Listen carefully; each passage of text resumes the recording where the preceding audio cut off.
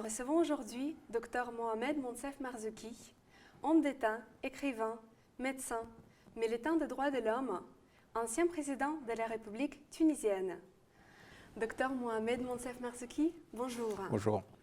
Après avoir fait vos études en France, vous avez commencé votre carrière en tant que professeur de médecine communautaire à l'Université de Sousse en Tunisie. Oui.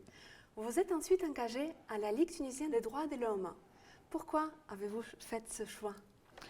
En fait, c'est un peu comme quand on tire sur une pelote. Donc, quand je suis rentré en Tunisie, j'étais neurologue. J'ai commencé à m'occuper donc de problèmes de neurologie. Et j'étais frappé par le fait qu'en Tunisie, on avait beaucoup d'enfants encéphalopathes, c'est-à-dire d'enfants handicapés.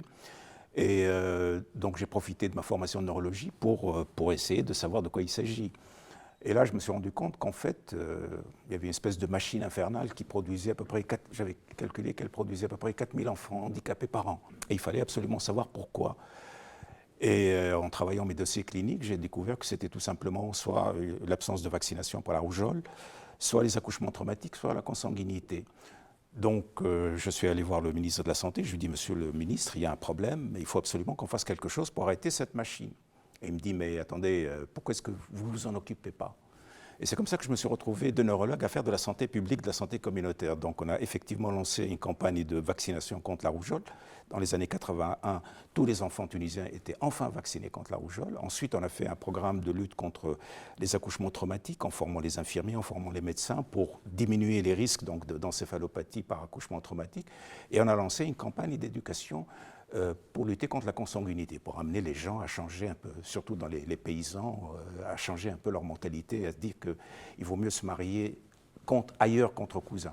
Et c'est comme ça que donc, je me suis mis à faire de la santé publique. Et puis après, étant impliqué dans ces histoires de droits d'enfants handicapés, j'ai commencé à faire du travail social, c'est-à-dire à lutter pour que ces enfants aient leurs droits, que ce soit au niveau de l'éducation, au niveau du transport.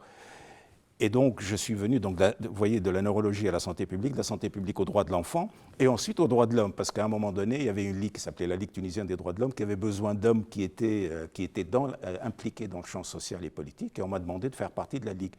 Et je me suis retrouvé, 4 années plus tard, le président de la Ligue tunisienne des droits de l'homme. Et là, de nouveau, je me retrouve avec des problèmes qui n'étaient absolument pas c'était pas dans le programme, je n'avais pas un plan de carrière, je me retrouve donc à faire face à une dictature avec toutes les histoires de corruption, surtout de torture, et je me suis lancé donc dans la bataille des droits de l'homme qui m'a amené à la politique, qui m'a amené à la présidence de la République. Donc vous voyez comment, à partir d'un moment, vous commencez un peu à vouloir traiter les problèmes de fond, et puis petit à petit, vous arrivez de proche en proche à vous retrouver à faire de la politique, alors que ce n'était absolument pas mon plan initial. Alors, tout au long de votre carrière politique, vous avez défendu la liberté et l'égalité, deux des valeurs présentes dans la devise de la République française. Oui. À l'école polytechnique, un tiers des élèves sont des étudiants internationaux. Oui. Selon vous, que doivent-ils apprendre de la France et de leurs camarades français? Bien, je pense que moi je suis issu de l'enseignement français parce que j'ai fait mon bac français, j'ai été lauréat du concours général, chose dont je suis très fier. Ensuite, j'ai fait mes études de médecine à Strasbourg, j'ai passé le concours de l'internat, j'ai été reçu au concours d'internat. Donc, je connais très bien ce système d'enseignement français. Et ce qui m'a toujours passionné dans ce système, c'est qu'il donne vraiment sa chance aux gens qui sont capables. Quand j'ai passé mon concours d'internat dans les années 70, en 73, il y avait avec moi des collègues qui étaient fils de patrons. Ils n'ont pas réussi. Mais moi qui suis venu d'une famille pauvre d'un pays du Sud, j'ai réussi. Donc je suis devenu interne des hôpitaux et eux pas. Donc ça montre bien que c'est un système qui est essentiellement basé sur la capacité et pas du tout sur d'autres. Donc je pense que c'est un système qui est à la fois juste et qui permet aux gens qui ont vraiment des capacités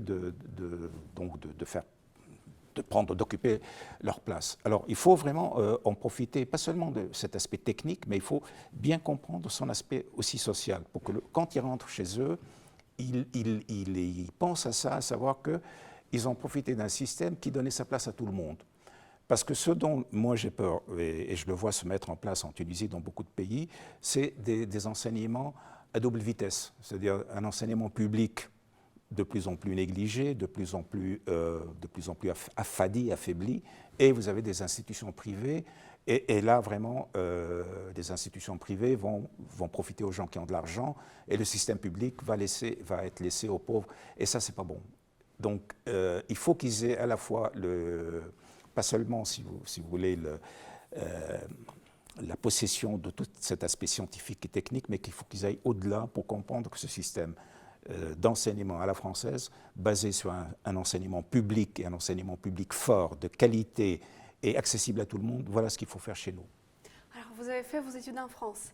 En suivant votre exemple, vos 2 filles ont fait leurs études dans 2 grandes écoles françaises. Oui, oui. Pour vous, qui connaissez donc très bien le système français, tout en gardant un regard extérieur, quels sont aujourd'hui les atouts et les points à améliorer dans l'enseignement supérieur français?